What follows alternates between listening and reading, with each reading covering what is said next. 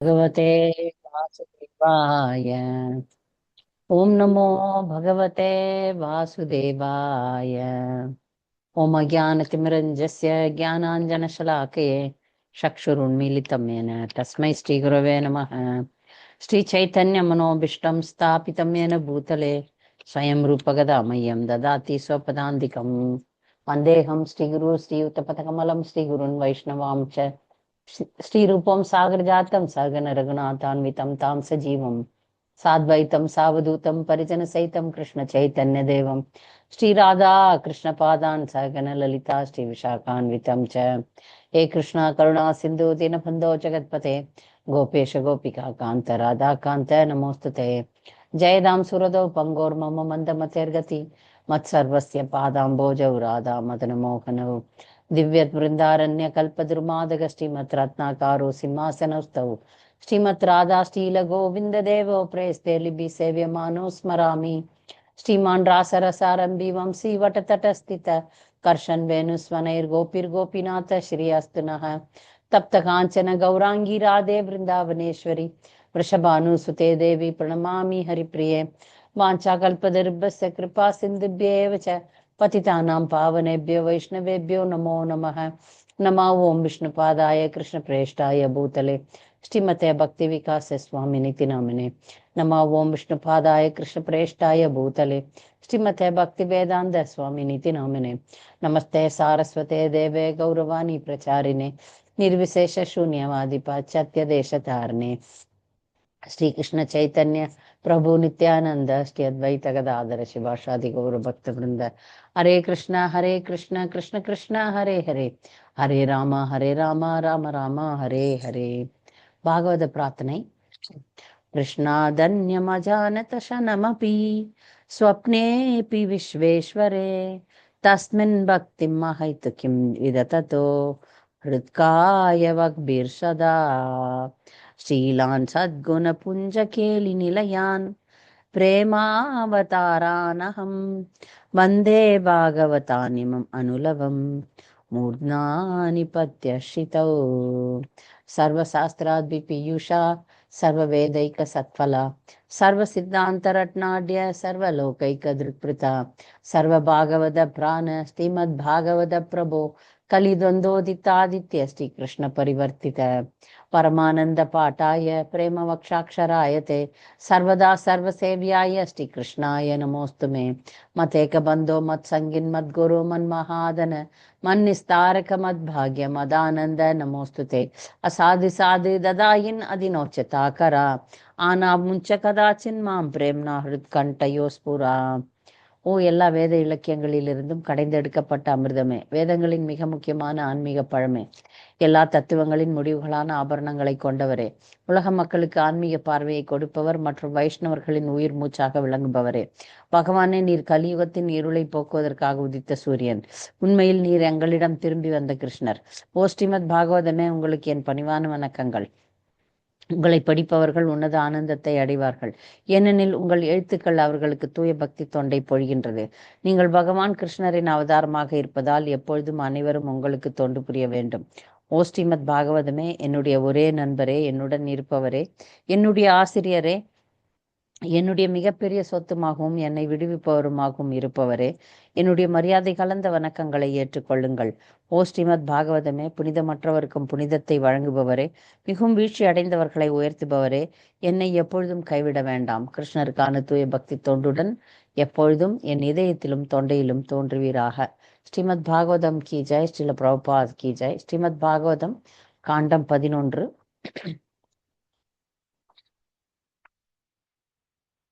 हरे அத்தியாயம் कृष्ण माता जी, प्रणाम माता जी।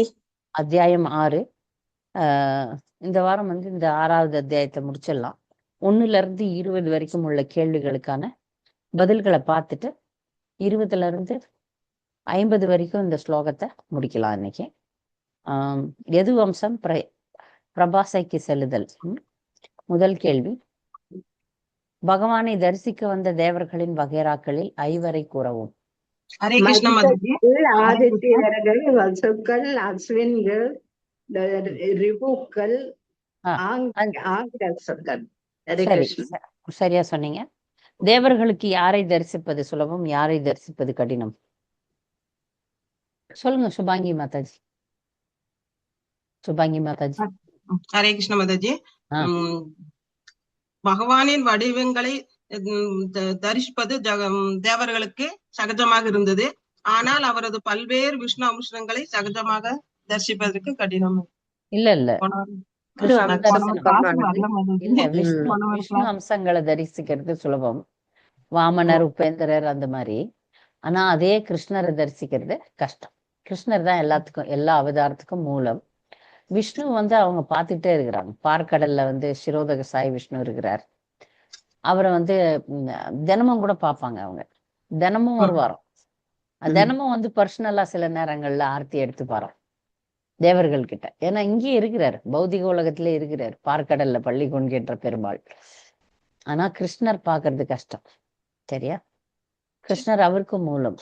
அம்சங்கள் கிருஷ்ணருக்கும் விஷ்ணுக்கும் வித்தியாசம் இல்லைன்னாலும் வித்தியாசம் இருக்கிறது. பரிபூர்ண வணக்கம் எப்படி செய்யப்படுகிறது? அங்கங்கள் கொண்ட விழுந்து வணங்குதல், இரு கைகள், இரு கால்கள், இரு முழங்கால்கள், மார்பு, மனம் மற்றும் இந்த 8 அங்கங்கள் விழறது வெறும்னே ஆண்களுக்கு மட்டும்தான், பெண்களுக்கு கிடையாது. சரியா? 8 அங்கங்கள் தரையில தொடர்றது வந்து ஆண்களுக்காக. இது வந்து தண்டவத் பிரணாம்னு சொல்றோம். அதுக்கான ஸ்லோகமும் இங்க கொடுக்கப்பட்டிருக்கு. தோர்பியாம் பதாபியாம் ஜானுபியாம் உரசா சிரசா திருஷா மனசா வச்சசா சேத்தி பிராணோமே அஷ்டாங்க ஈரித்தக. அப்போ 8 பகுதிகள் வந்து தரையில விழுந்து வணங்குறது வந்து ஆண்களுக்கு தண்டவத் பிரணாம்னு சொல்றாங்க. பெண்கள் வந்து பஞ்சாங்க பிரணாம். எல்லா பகுதிகளும் பெண்களது வந்து தரையை தொடக்கூடாது. 4வது கேள்வி, அனவத்திய என்ற சொல்லின் பொருள் கூறி விளக்கவும். ஹரே கிருஷ்ண மாதாஜி. சொல்லுங்க. பகவான் ஸ்ரீ கிருஷ்ணனுடைய ஒரு அம்சத்தின் 2ஆம் பட்ச அம்சமாகிய மகாவிஷ்ணு முழு பிரபஞ்சத்தையும் ஒரு அற்ப அணுவாக காண்கிறார். எனவே தங்களுடைய முட்டாள்தனமான ஆராய்ச்சியினால் கிருஷ்ணரை புரிந்து கொள்ள முயலும் பெயரளவு விஞ்ஞானிகளுக்கு என்ன வெற்றி கிடைக்கப் போகிறது? எனவேதான் அனவத்திய என்ற சொல் உபயோகிக்கப்பட்டுள்ளது. ஹரே கிருஷ்ணா. அனவத்திய அப்படின்னா என்ன பொருள்? மாசற்ற பகவான், குறைவில்லாதவர், பௌதிக குணங்கள் இல்லாதவர், பௌதிக சத்துவ குணத்திற்கும் மேற்பட்டவர், பௌதிக மனோபாவத்தோடு அமைதியாக ஜட உலகை அனுபவிக்க முயற்சிக்கிறது இல்ல. அவர் எல்லாத்துக்கும் அப்பாற்பட்டவர், மாசற்றவர் அப்படின்னு பொருள். 5வது கேள்வி, பகவான் ஏன் பௌதிக சுகத்தை விரும்புவதில்லை?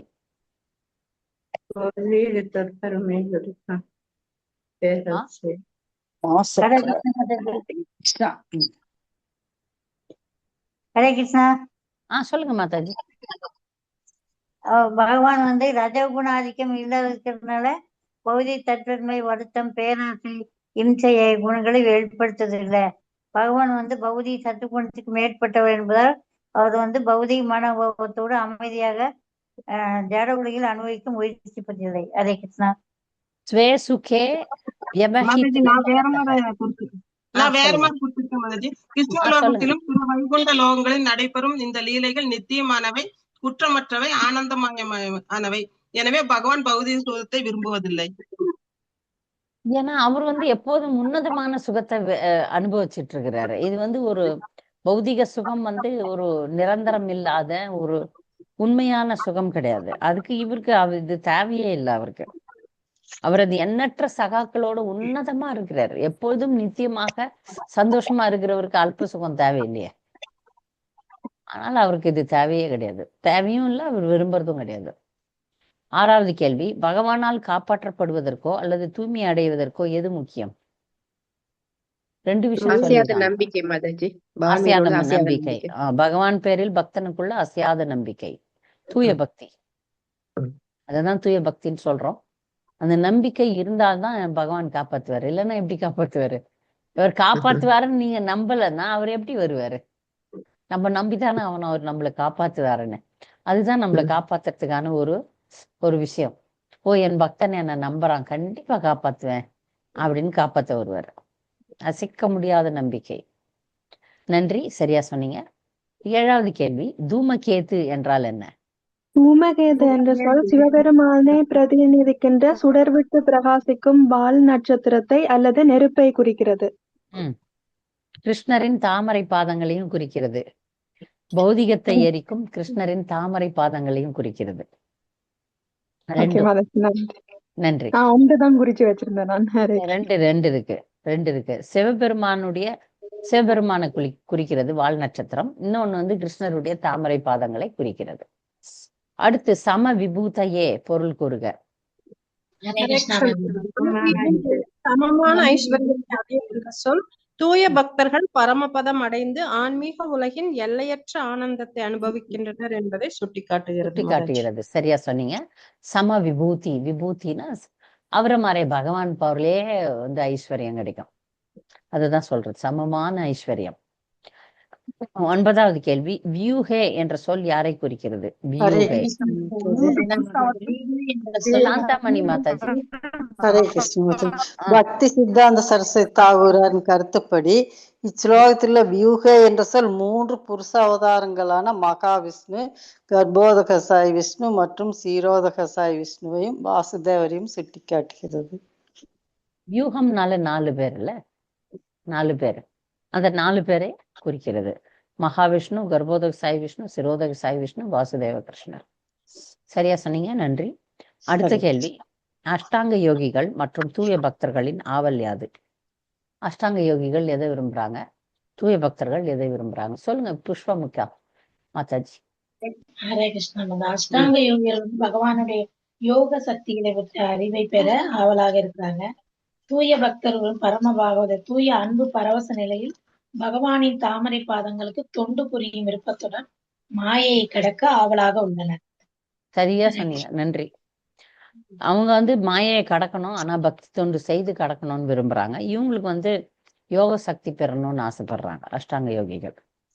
அடுத்து 11வது கேள்வி, உண்மையான பக்தன் பகவானின் புகலிடத்தை அடைய ஆவல் கொள்ளும் போது பகவான் எப்படி பிரதிபலிக்கிறார்? நான் சொல்றேன் மாதாஜி. சொல்லுங்க. உண்மையான பக்தன் ஒருவன் பகவானுடைய தாமரை பாதங்களின் புகலிடத்தை அடைய மிகவும் ஆவல் கொள்ளும் பொழுது கிருஷ்ணரின் ஏற்பாட்டினால் தேவர்கள் துவாரகைக்கு கொண்டு வரப்பட்டது போல் பகவான் அவனை தமது சொந்த இருப்பிடத்திற்கு அழைத்து செல்கிறார். எப்படி தேவர்கள்லாம் வந்து துவாரகையில பகவானை பார்த்த மாதிரி பகவான் வந்து மேல கூட்டின்னு போயிடுவார். சரியா சொன்னீங்க, நன்றி. 12வது கேள்வி, உண்மையான ஆன்மீக பூர்ணத்துவத்தை விரும்புபவனின் அறிகுறி யாது? ஆன்மீக பூர்ணத்தை விரும்புபவன் எப்பொழுதும் பகவான் பெருமை பாடுவதும் உற்சாகம் இருக்கவன் மாதாஜி. பக்திமயமான உற்சாகம் பகவத் பிரேமையால் தோன்றப்படுகிறது. இது மாதாஜி நீங்க சொன்ன பதில கேட்கவே இல்லை, அந்த வாய்ஸ் அப்படி இருந்தது. இன்னொரு தடவை சொல்லுங்க மாதாஜி. உண்மையான ஆன்மீக பூர்ணத்துவத்தை விரும்புபவன் எப்பொழுதும் பகவான் பெருமையை கேட்பதிலும் பாடுவதிலும் உற்சாகம் இருக்கணும். பக்திமயமான உற்சாகம் வந்து பகவத் பிரேமையால் தூண்டப்படுகிறது. இது எந்தவித சுயநலமும் இல்லை. சரியா சொன்னீங்க, நன்றி. இது வந்து ஒரு அடையாளம். ஒரு பக்தன் வந்து பூர்ணத்துவத்தை அடையணும்னு நினைக்கிறான்னா அவன் இடைவிடாம பகவானை பத்தி கேட்டுக்கிட்டே இருப்பான். அதுல அவனுக்கு வந்து எப்போதும் உற்சாகம் இருக்கும். நமக்கெல்லாம் உற்சாகம் கொன்றிடுது இல்ல, கொஞ்சம் பண்ணிட்டு அப்புறம் கவுந்தடிச்சு படுத்துக்கிறோம், தலை சுத்துது, செய்யறது இல்ல, வேற எதுனா பார்க்க ஆரம்பிச்சிடறோம், வேற எதுனா பேச ஆரம்பிச்சிடறோம். கொஞ்சம் செய்யறோம், இல்லைன்னு சொல்ல, 24 மணி நேரம் இல்ல ஒரு 2-3 மணி நேரம் செஞ்சுட்டு அதுக்கப்புறம் உற்சாகம் குறையுது பாருங்க. ஆனா உண்மையாவே பூர்ணத்துவம் அடைய விரும்புற பக்தர்களுக்கு அது முழுமையா இருக்கும். எப்பொழுதுமே 24 மணி நேரமும் அதுல உற்சாகம் பெருகி கொண்டே இருக்கும். அடுத்த கேள்வி, இப்போ வந்து உற்சாகம் இல்லைன்னா கூட நம்ம ஒரு கொஞ்சம் தள்ளி விட்டுனே இருக்கணும். நம்ம உற்சாகம் இல்லைதான், கொஞ்சம் பண்ணிடுறோம், அப்புறமா நாள் முழுக்க வேற எதுனோ பண்றதுக்கு பாக்குறோம். அப்ப என்ன பண்ணணும், நம்மள வந்து தள்ளி விடணும். அப்ப உற்சாகம் இல்லாத நேரத்துல நாமே உற்சாகப்படுத்துற கலையை நம்ம கத்துக்கணும். இல்லைன்னா நம்மால முன்னாடி போக முடியாது. நாங்க மாயை வந்து பின்னாடி தள்ளி விட்டுறோம். நாம எதிர்நீச்சல்ல நீங்க கங்கைக்கு போனீங்கன்னா கங்கை எந்த திசையில போதோ அந்த திசையில போனா சுலபம், அது தள்ளின்னு போயிடும். ஆனா நம்மளுக்கு அப்படி இல்லையே, சம்சாரம் தானே, அதனால எதிர்நீச்சல் போட வேண்டியிருக்கு. எதிர்நீச்சல் போடும்போது அமைதியா இருந்துட்டோம்னா அந்த ஃபோர்ஸ் அதிகமாயிடுது, அந்த ஃபோர்ஸ் நம்மள தள்ளின்னு போயிடும். ஏன்னா அது இந்த சக்தி அதிகம். நீங்க கங்கையில போய் என்னதான் நீங்க மிகப்பெரிய நீச்சல் வீரனாக இருந்தா கூட கங்கையில தோத்து போயிடுறாங்களாம். அதுக்குதான் அடிக்கடி குழந்தைகளையும் மற்றவர்களையும் சொல்றோம். சமீபத்துல ஒரு குழந்தை வந்து அநியாயமா செத்து போச்சு, ஒரு 18 வயசு பையன். அது நினைக்கும் போது ரொம்ப கஷ்டமா இருந்தது. ஸோ அந்த நீச்சலே தெரியாதான், நீச்சலே தெரியாதவன் அவ்வளவுதான். அப்ப நாமெல்லாம் வந்து சம்சாரத்துல மாட்டின்னு இருக்கிறோம். சம்சாரத்துல எதிர்நீச்சல் தான் பக்தின்றது. பக்தின்றது அந்த பக்கமா போறது இல்லை. பக்தின்றது சம்சாரத்துக்கு எதிர்க்க போறோம். இந்த உலகமே ஒரு திசையில போயிட்டு இருக்கு, நம்ம வேற திசையில போறோம். அப்ப ரொம்ப வேகமா இப்ப நீச்சல் போடணும். அது போடாம விட்டோம்னு வச்சுக்கோங்களேன், அந்த அந்த அந்த அலை வந்து மாயையினுடைய அலை வந்து நம்மளை தள்ளினே போயிடும். அதனால முடிஞ்ச வரைக்கும் இந்த துடுப்பு போட்டுட்டே இருக்கணும், நீச்சல் போட்டுட்டே இருக்கணும், எதிர்நீச்சல் போட்டுட்டே இருக்கணும். அதுதான் வந்து எப்பொழுதும் அவருடைய பெருமைகளை கேட்பதிலும் பாடுவதிலும், பிடிக்குதோ பிடிக்கலையோ கேட்டு கேட்டு கேட்டு கேட்டு கேட்டு அப்புறம் ஒரு நாள் ருசி வந்துடும். 13வது கேள்வி, தேவர்கள் லக்ஷ்மி பொறாமைப்படுவாள் என்று கூறியதை எப்படி புரிந்து கொள்வது? ஹரே கிருஷ்ண மாதாஜி. சொல்லுங்க. பகவானைப் போல லட்சுமி தேவியும் உன்னதமானவள் ஆவாள். எனவே தேவியின் கூற்றுகளை தீவிர பகவத் பிரமையினால் தூண்டப்பட்ட நகைச்சுவை மிகுந்த வார்த்தைகளாக புரிந்து கொள்ள வேண்டும். பகவானுடன் அவர் தேவியுடன் அன்பான ஒரு நாராயணரை விட லக்ஷ்மி தாயார் வந்து கருணை வாய்ந்தவள். பகவான் வந்து ஒரு விதத்துல கருணை கொடுக்கலன்னா கூட தாயார் வந்து ரெக்கமெண்டேஷன் பண்ணுவாங்களாம். அதுக்குதான் ஸ்ரீ சம்பிரதாயத்துல வந்து சொல்லுவாங்க, முதல்ல தாயார் சந்நிதி போயிட்டு தான் பெருமாள் சந்நிதிக்கே போகணும்ட்டு. அப்படிப்பட்ட தாயார் வந்து பொறாமைப்படுறதுக்கு வாய்ப்பு இல்லை. இவங்க வந்து ஒரு ஒரு ஒரு பாவத்துல சொல்றாங்க, ஒரு நகைச்சுவை பாவத்துல சொல்றாங்க. அம்மா வந்து பொறாமைப்படுறதுக்கு வாய்ப்பே கிடையாது, போட்டியும் போட மாட்டாங்க. அவங்களுக்கு போட்டி போட வேண்டிய அவசியமே கிடையாது. அவங்க வந்து நிரந்தரமா கிருஷ்ணருடைய நாராயணருடைய இதயத்துல இருக்கக்கூடியவங்க. அவங்களுக்கு நம்மோட போட்டி போடணும்ட்டு ஒரு அவசியமே கிடையாது. அப்ப கூட தேவர்கள் நினைக்கிறாங்க, லக்ஷ்மியும் தேவர்களும் போய் நின்னா பகவான் வந்து தேவர்களுக்கு சப்போர்ட் பண்ணுவாங்க. அது ஒரு விதத்துல உண்மைதான். ஆனா தாய் வந்து அங்க வந்து போட்டியே போட மாட்டா. இன்னும் வாங்க, நான் வேணா கூட விட்டு கொடுக்குறேன், நீங்க போங்கன்னு சொல்லுவா.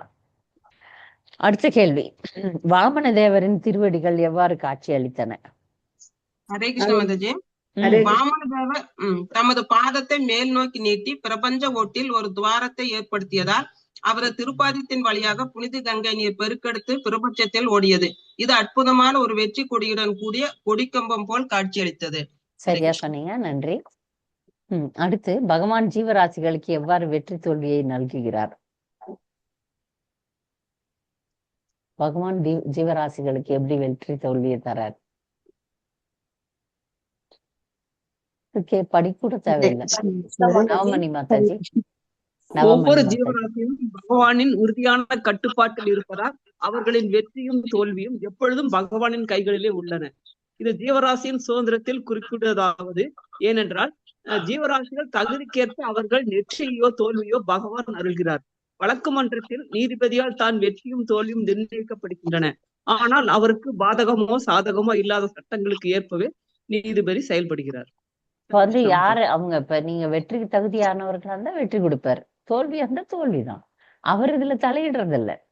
உனக்கு வெற்றிக்குரிய புண்ணியத்தை நீ பண்ணியிருந்தீங்கன்னா வெற்றி கொடுக்குறாரு. நீ தோல்வின்னா தோல்விக்குரிய புண்ணியம்னா தோல்விதான். புண்ணியமோ பாவமோ அதுக்கேத்த மாதிரிதான். 16வது கேள்வி, பகவான் எவ்வாறு சக்தி வாய்ந்த அரசியல்வாதிகளை போன்றவரை அடக்குகிறார்? எப்படி அடக்குறார்? ஹரே கிருஷ்ண மாதாஜி. சொல்லுங்க. ஹரே கிருஷ்ணா. ஒரு காளை மாடு மிகவும் சக்தியுடையது என்றாலும் அதற்கு ஒரு மோக்கணாங்கயிற்றை பூட்டி அதை எளிதில் அடக்கிவிடலாம். அவ்வாறு மிகவும் சக்தி வாய்ந்த அரசியல்வாதிகள், பண்டிதர்கள், தேவர்கள் போன்றவர்களை கூட சர்வசக்தி படைத்த பகவானால் உடனே சகிக்க முடியாத ஒரு நிலையில் வைக்க முடியும். பாருங்க, எவ்வளவு பெரிய மனுஷனா இருக்கலாம் அந்த உலகத்துல, எல்லாருக்கும் ஒரு ஆப்பு வச்சிருவாரு பகவான், இல்லையா? அதுதானே சொல்றாங்க, ஆட்டுக்கு வாழை அளந்து வச்சிருப்பான் பகவான் சொல்லிட்டு. எவ்வளவு பெரிய ஆட்களா இருக்கலாம், அவங்க வாழ்க்கையில அவங்க எல்லாத்துலயும் பூர்ணமா இருக்கிறாங்கன்னே சொல்ல முடியாது. எங்கேயாவது ஒரு செக் பாயிண்ட் வச்சிருப்பாரு கிருஷ்ணர், அவ்வளவுதான். அதுல அவங்க மாட்டிப்பாங்க. ஏதாவது ஒரு குறை, ஏதோ ஒரு பெரிய குறை இருக்கும், பெரிய பிரச்சனை இருக்கும். அவங்க எல்லாரையும் ஒரு கட்டுப்பாட்டுல அவர் வச்சிருப்பாரு. ஒரு விதத்துல அவங்க வந்து மிகப்பெரிய பணக்காரர்களா இருக்கலாம். அவங்களால பணத்தினால சாதிக்க முடியாதது எதுவுமே இல்லைன்ற மாதிரி பணக்காரர்களா இருப்பாங்க. ஆனா அவங்களுக்கு ஒரு மிகப்பெரிய குறை இருக்கும். நீங்க பாருங்க, எந்த ஒரு அரசியல்வாதியை கூட்டு நோக்க வேண்டும். ஒரு உதாரணத்துக்கு சொல்றேன், இந்த மிகப்பெரிய பணக்காரர்கள், அம்பானி குடும்பத்தினர், அவங்க பையன் பாத்தீங்கன்னா இவ்வளோ பெரிய குண்டு.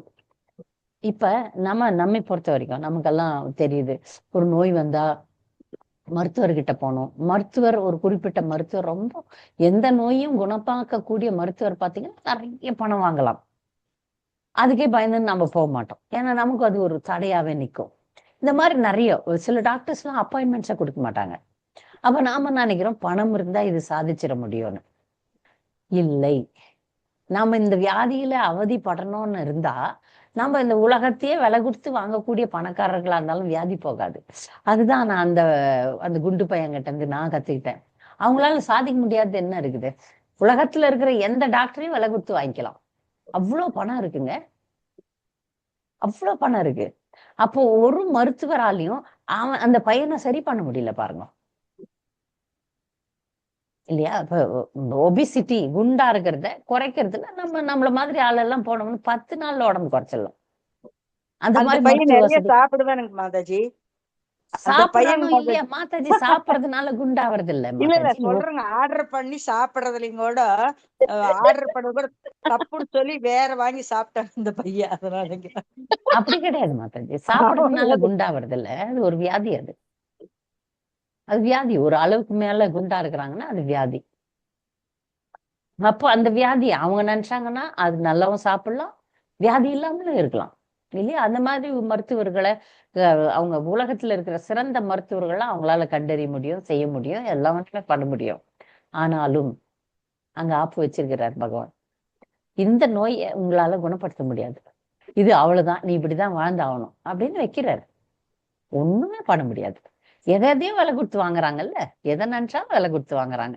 அந்த அம்மா அது மொபைல் போனே வந்து 300 கோடியாம். 300 கோடி இல்ல எவ்வளவுன்னு கூட நமக்கெல்லாம் தெரியாது, எனக்கு தெரியாது 300 கோடி எப்படி என்றதுன்னு கூட தெரியாது. ஒரு மொபைல் போனே 300 கோடி. சோ அப்ப பாருங்க, பகவான் ஒரு விதத்துல அவங்களெல்லாம் எங்கேயோ வச்சாலும் ஒரு விதத்துல சாதாரண மனிதனால சாதிக்கக்கூடிய விஷயங்கள் கூட அவங்களால சாதிக்க முடியாத மாதிரி ஒரு சூழ்நிலை. சரியா? அடுத்த கேள்வி, காலச்சக்கரத்தின் 3 பகுதிகள் யாவை? மாதாஜி இந்த இடத்துல சுகீத்தியம் சூரிய அசைவுகளின் ஜோதிட கணக்குப்படி வருடமானது 3 பகுதிகளாக பிரிக்கப்பட்டுள்ளது. ஒண்ணு மேஷம், ரிஷபம், மிதனம் மற்றும் கடகம், சிம்மம், கன்னி, துலாம் மற்றும் விருச்சிகம், தனுஷ், மகரம், கும்பம் என்று மீனம் என்பதையே திரிநவி என்று சொல்கிறார், சொல்லப்படுகிறது. 3 பகுதியா பிரிக்கிறாங்க.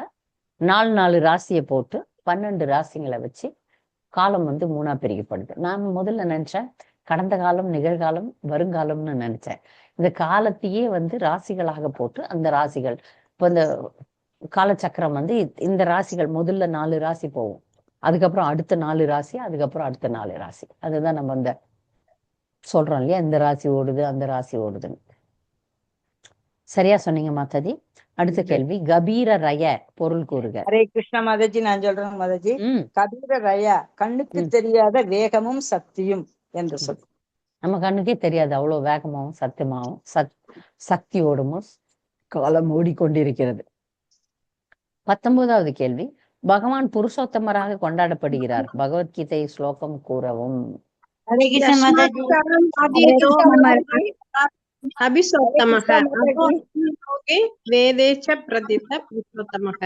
நான் இழிவடைபவர்கள் இழி அடையாதவர்கள் ஆகிய இருவருக்கும் அப்பாற்பட்டவனாகவும் உன்னத புருஷனாகவும் அனைவரிலும் மிகப்பெரியவனாகவும் இருப்பதால் உலகிலும் வேதங்களிலும் நானே அந்த புருஷோத்தமனாக பரம புருஷராக கொண்டாடப்படுகிறேன். சரியா சொன்னீங்க, நன்றி மாதாஜி. அடுத்து, ஸ்ரீ கிருஷ்ணரே மகாவிஷ்ணுவிற்கும் மூலம் விளக்குக. ஹரே கிருஷ்ண மாதாஜி. சொல்லுங்க. மிகப்பெரிய விஷ்ணு அவதாரமான மகாவிஷ்ணுக்கு பகவான் ஸ்ரீ கிருஷ்ணரே மூலம் என்று தெளிவாக சொல்லப்பட்டுள்ளது. அந்த மகாவிஷ்ணு தமது படைக்கும் சக்தி பகவான் ஸ்ரீ கிருஷ்ணரிலிருந்து பெறுகிறார். எனவே பகவான் ஸ்ரீ கிருஷ்ணர் விஷ்ணுவின் ஒரு அம்சம் என்கிற ஊகம் முட்டாள்தனமானதாகும். இவ்விஷயத்தில் பிரம்மா முதலான தேவர்கள் அபிப்பிராயத்தை முழுவதுமாக எடுத்துக்கொள்ளலாம். ஹரே கிருஷ்ண மாதாஜி. தேவர்களே சொல்றாங்க, கிருஷ்ணரே உங்ககிட்ட இருந்துதான் மகாவிஷ்ணுவே படைக்கும் சக்தியே பெறுகிறார். ஏன்னா முதல் படைக்கும் கடவுள் யாருன்னா மகாவிஷ்ணு தான், காரணோதக சாய் விஷ்ணு தான்.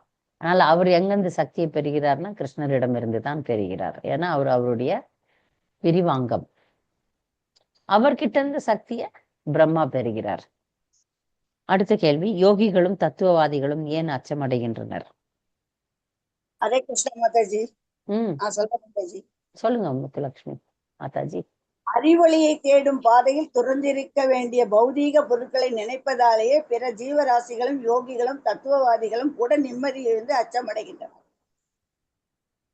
பாருங்க, ஆன்மீக வாழ்க்கைக்கு மிகப்பெரிய தடை எதுன்னு பாத்தீங்கன்னா பௌதிகம் தான். பௌதிகமா பல விஷயங்களை வச்சுக்கிட்டோம்னா அது ஆன்மீக வாழ்க்கைக்கு தடையா இருக்கும். இதுல பௌதிக பொருட்களை நினைச்சு அதை பாதுகாப்பு அதுலயே வாழறதுனால அவங்களுக்கு எல்லாம் நிம்மதியே இல்லாம போயிடுது. அச்சம், இது போயிடுச்சுன்னா மரியாதை போயிடும்ல, அதனால பயப்படுறாங்க. பக்தர்கள் இதுக்கெல்லாம் பயப்படுறது கிடையாது. அடுத்து, ஒருவர் எதனால் மீண்டும் பகவானிடம் சரணடைகிறார்? ஹரே கிருஷ்ண மாதாஜி. பரமபுருஷராகி ஸ்ரீகிருஷ்ணர் ஒவ்வொரு பந்தப்பட்ட ஆத்மாவின் இதயத்திலும் இருக்கிறார். அவரே புலநுகர்வை தேடுவதிலும் அதை அனுபவிப்பதிலும் ஜீவராசியை வழிநடத்துகிறார். இத்தகைய செயல்களில் ஏமாற்றம் அளிக்கும் பலன்கள் பந்தப்பட்ட ஆத்மாவை பௌதிக வாழ்வை விட்டுவிடச் செய்து இதயத்திலுள்ள பகவானிடம் மீண்டும் சரணடையும். எப்போ ஒரு பக்தனுக்கு வந்து, ஒரு பக்தனோ அபக்தனோ ஒரு ஜீவராசிக்கு வந்து புலநுகர்வுல தோல்வி வந்துச்சுன்னா அவங்க வந்து பகவானிடம் சரணடைகிறாங்க. ஒரு விஷயத்துல பலமா தோத்து போனோம்னு வச்சுங்க, நான் சரணடைகிறேன். ஒரு நோயாளியோ இல்ல ஒரு காதலாளியோ, ஏன்னா நிறைய பேர் காதல் தோல்வியில வந்து பக்தர்களா மாறுறது உண்டு. அப்புறமா ஒரு பெரிய வியாபார நஷ்டம், இது மாதிரி ஒரு பெரிய கஷ்டம் வந்ததுக்கு அப்புறம் முழுசா சரணடைகிறதுக்கு வாய்ப்பு இருக்கு. சில பேர் பிரிஞ்சு போறதுக்கும் வாய்ப்பு இருக்கு, இந்த ஒண்ணும் நடக்கலையே அப்படின்னு சொல்லிட்டு. ஒருத்தர் பொதுவா அடி வாங்கினதுக்கு அப்புறம் சரணடைகிறாங்க. 23வது கேள்வி, பகவானுக்கு பௌதிக மற்றும் ஆன்மீக புலனுகர்வை அனுபவிக்கும் ஆசை இல்லை. ஹரே கிருஷ்ணா மாதாஜி. சொல்லுங்க. ஹரே கிருஷ்ணா. கிருஷ்ணா பகவான் பூரண தன்னுணர்வு உடையவர். அவரே எல்லா சுகங்களுக்கும் இருப்பிடமானவர். அவர் பௌதிகமான அல்லது ஆன்மீகமான எதிலும் இச்சை கொள்வதில்லை. பகவான் தமது தேவியான சத்தியபாமாவை திருப்திப்படுத்துவதற்கு சுவர்க லோகத்திலிருந்து ஒரு பாரிஜாத மலரை திருடி கொண்டு வந்தார். அவர் மனைவிக்கு அடங்கி நடக்கும் ஒரு கணவரை போல் காணப்படுகிறார் என்று வாதம் கூறப்படும். ஆனால் கிருஷ்ணர் சில சமயம் அவரது பக்தரின் அன்புக்கு கட்டுப்படுகிறார் என்றாலும் சாதாரண சிற்றுன்பம் பிரியர்களை போல் அனுபவிக்கும் ஆசையால் அவர் ஒருபோதும் ஆளப்படுவதில்லை. அவருக்கு வந்து ஆன்மீக புலனுகர்வும் கிடையாது, பௌதிக புலனுகர்வும் கிடையாது. சில நேரங்கள்ல லீலை புரிய வரும்போது பக்தர்களை சந்தோஷப்படுத்துறதுக்காக சில காரியங்களை பண்ணுவார். ஆனா உண்மையில அவருக்கு ரெண்டுமே கிடையாது. ரெண்டு புலனுகர்வுமே அவருக்கு விருப்பம் கிடையாது, அனுபவிக்கணும்னு ஆசை கிடையாது. ஏன்னா அவர் தன் நிறைவு பெற்றவர். அதை வந்து செல்ஃப் சாட்டிஸ்ஃபைடுன்னு சொல்லுவாங்க. எல்லாமே இருக்கிறவங்களுக்கு வந்து புதுசா ஒன்றத்தை நோக்கி போக மாட்டாங்க. பாருங்க, நாங்க எல்லாத்துலயும் திருப்தியா இருக்கிறோம். திருப்தியானவர்கள் வந்து இந்த மாதிரி எதையும் நோக்கி போக மாட்டாங்க. பகவான் வந்து தன்னிலேயே சுகம் அனுபவிக்கிறவர். வெளியே அவருக்கு சுகம் போக வேண்டிய, நமக்கெல்லாம் வெளியே தான், வெளி விஷயங்கள்ல தான் இன்பம் கிடைக்குது. ஆனா பகவான் அப்படி கிடையாது, தன்னிறைவு பெற்றவர். அவருக்கு வெளியே போய் ஒரு சுகத்தை அனுபவிக்கணும்னு அவசியமே கிடையாது. ஆத்மராமா, அதுதான் ஆத்மராமான்னு சொல்றது. ஆத்மராமா, மனிதர்கள் கூட ஆத்மராமர்களா மாறலாம். பகவான் வந்து இதயத்துல இருக்கிறார். பகவானோட அவங்களுக்குரிய தொடர்பை அவங்க ஏற்படுத்திக்கிட்டாங்கன்னா வெளி விஷயங்கள்ல அவங்களுக்கு சுகம் தேவை இருக்காது. பகவான் தன்னிறைவு பெற்றவர், அதனால அவருக்கு சுகமே தேவையில்லை. 24வது கேள்வி, எந்த உரையாடல் அமுதுக்கு ஒப்பாகும்?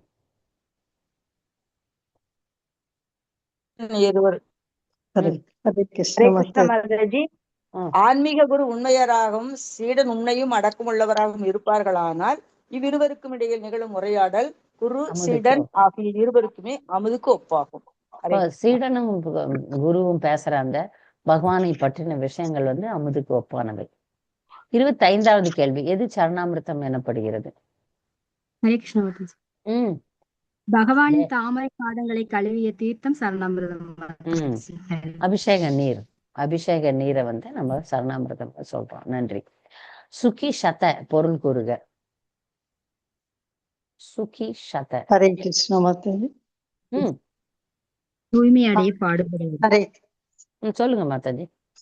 ஆன்மீக ஆனந்த நிலையில் ஒரு நிலைக்கும் போது அவன் இந்த ஜட உலகில் மற்றொரு பிறவை எடுக்க மாட்டான். இச்சுலோகத்தில் சுகி சத என்ற சொல் குறிப்பிடப்பட்டதாகும். தூய்மை அடைவதற்கு முயல்பவர்களை சுகி சுகி சத அப்படின்னு சொல்றோம். பக்தர்களுக்கு இந்த பாடத்துல ஏதாவது சந்தேகம் இருக்கா? 20 ஸ்லோகம் வரைக்கும் முடிச்சிருக்கோம். 20 ஸ்லோகத்துல யாருக்காவது ஏதாவது சந்தேகம்? ஹரே கிருஷ்ண மாதாஜி. சந்தேகம் இல்லைங்க மாதாஜி. நான் ஒண்ணு சொல்றேங்க மாதாஜி. அதாவது நம்ம கோவர்த்தன தரம் அந்த ஸ்லோகம் சொல்றோம் 33 தடவை சொல்றோம் மாதாஜி. அது எதுக்கு 33 தடவை அப்படின்னு கேட்டா, இந்த சூரியனுக்கும் சந்திரனுக்கும் கணக்கு போடும்போது கணக்கு 2க்கு இடையில 11 நாள் வித்தியாசம் வருதுங்க மாதாஜி. ஒரு வருஷத்துக்கு 11 நாள் வருதுங்க மாதாஜி. 3 வருஷத்துக்கு 33 நாள் வருதுங்க மாதாஜி. அதை கணக்கு அதானுங்க மாதாஜி 33. ஹரே கிருஷ்ண மாதாஜி. ஓகே, நன்றி மாதாஜி. எனக்கு ஒரு ஐடியா தோணுச்சுங்க மாதாஜி. அந்த மணிமேகலை மாதாஜி சொல்லும் போது அது நான் சொல்றதுக்கு விரும்புறேங்க மாதாஜி உங்ககிட்ட. சொல்லுங்க. ஒரு நிமிஷம் மாதாஜி. இந்த அம்பானியோட குடும்பத்துல அந்த அம்மா வச்சிருக்கிற போனு 300 கோடின்னு சொன்னீங்களா, அந்த 300 கோடி எடுத்துன்னா எல்லா இஸ்கான் கோயிலும் முடிச்சிடலாங்க மாதாஜி. கண்டிப்பா மனசு வராது அவங்களுக்கெல்லாம். நான் வேணா 300 கோடி வச்சுப்பேன், நான் இது மாதிரி தரமாட்டேன். புரிய கூட புரியாதுல்ல அவங்களுக்கு. அந்த அம்மாவே கோயில் கட்டி அதே டான்ஸ் ஆடி நிக்குதே தெரியுமா? அவங்களதுல கோயில் ஏதோ ஒண்ணு வச்சு அதுல நான் ஆடுறேன், நான் பக்தர் அப்படின்னு. ஒரு பக்தர் அவங்க கிளாஸ் கொடுக்கும் போது சொல்றாங்க அந்த அம்மா பெரிய பக்தர்னு. அது எப்படி பெரிய பக்தரா இருக்க முடியும்? எப்படி பெரிய பக்தராக முடியும்? பக்தர்னா என்னன்னு தெரியாதவங்கன்னா அவங்கள பக்தர்னு சொல்லிக்கலாம். பக்தினா என்னன்னு தெரியாதவங்க அப்படிப்பட்டவங்கள பக்தர்னு சொல்லலாம். நம்மளால சொல்ல முடியாது, என்னால சொல்ல முடியாது. ஏன்னா புரியாது அவங்களுக்குலாம். இப்ப அவங்க இருக்கிற நிலைமையில இதெல்லாம் பகவானால கொடுக்கப்பட்டது, இது பகவானுக்கு கொடுக்கணும் அப்படின்ற ஒரு எண்ணம் கூட தெரியாது.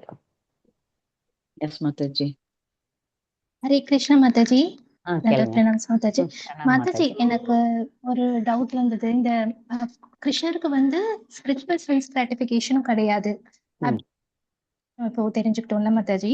இப்போ நம்ம மெட்டீரியல் வேர்ல்ட்ல நமக்கு இருக்கிற ஒரு சென்ஸ் கிராட்டிபிகேஷன் லஸ்ட்ன்றது it's reflection of Krishna's qualities அப்படின்னு புரிஞ்சுக்கிறோம். இப்போ அவர்கிட்ட அந்த ஒரு குவாலிட்டி, அந்த ஒரு எமோஷன்ஸே அவருக்கு தேவைப்படாது அப்படின்னும் போது நமக்கு அந்த ரிஃப்ளெக்ஷன், நமக்கும் அந்த ஒரு மைன்யூட் குவாலிட்டி அவர்கிட்ட இருந்து தானே வருது மாதாஜி.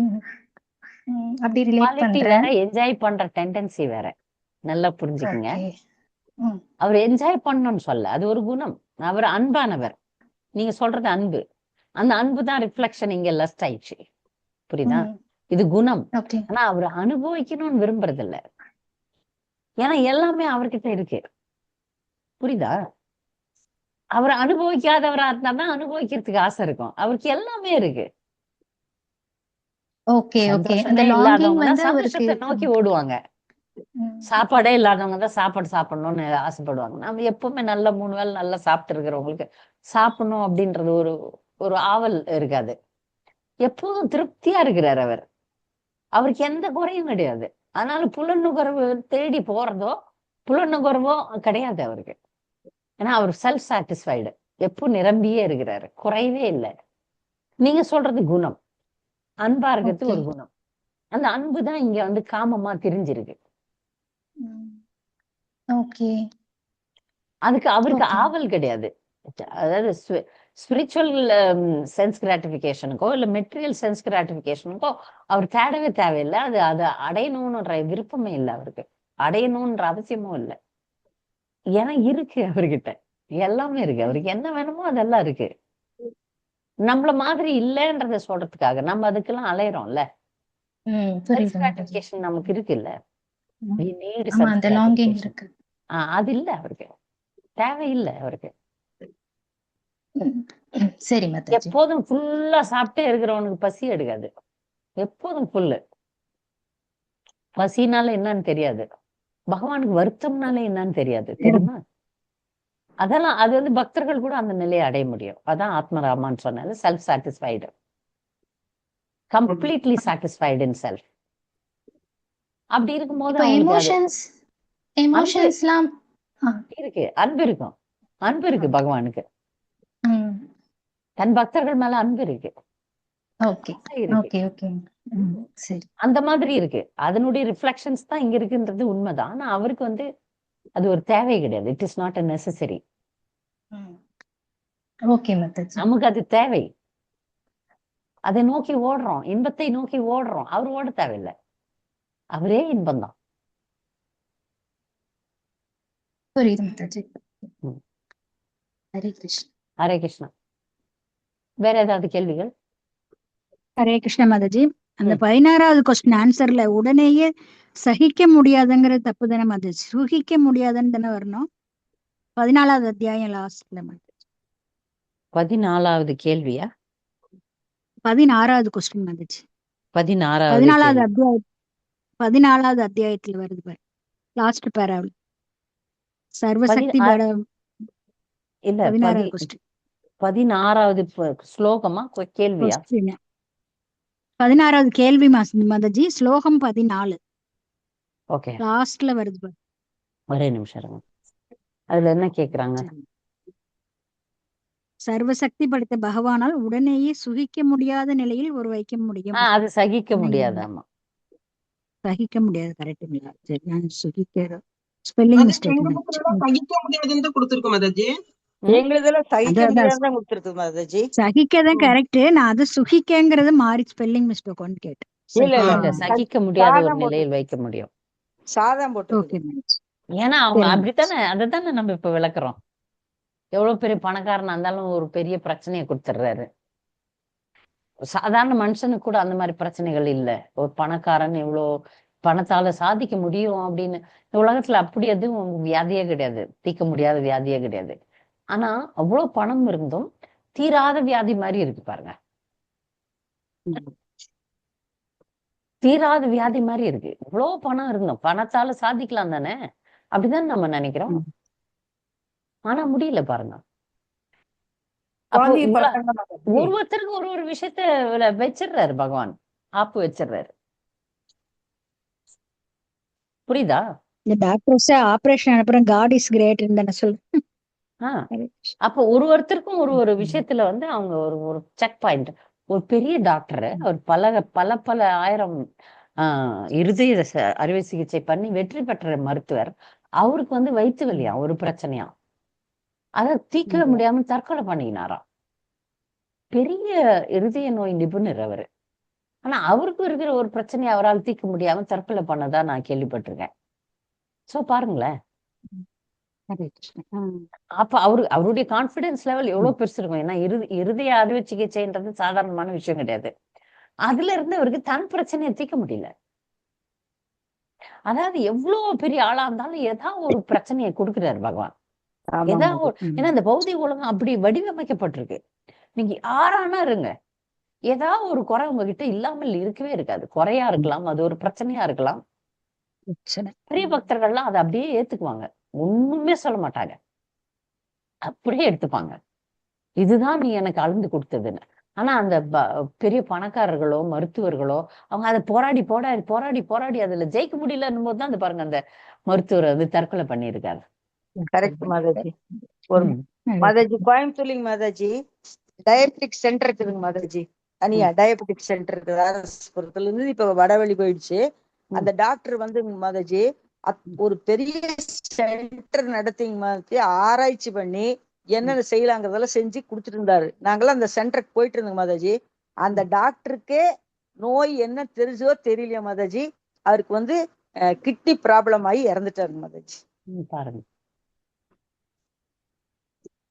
பொதுவா மருத்துவர்களுக்கு வந்து கான்பிடன்ஸ் லெவல் நிறைய இருக்கும்.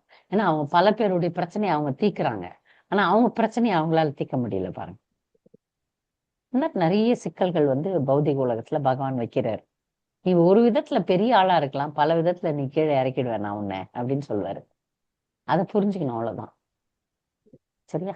அடுத்த பாடத்துக்கு போலாமா? சரியா? ஓகே. ஹரே கிருஷ்ணா.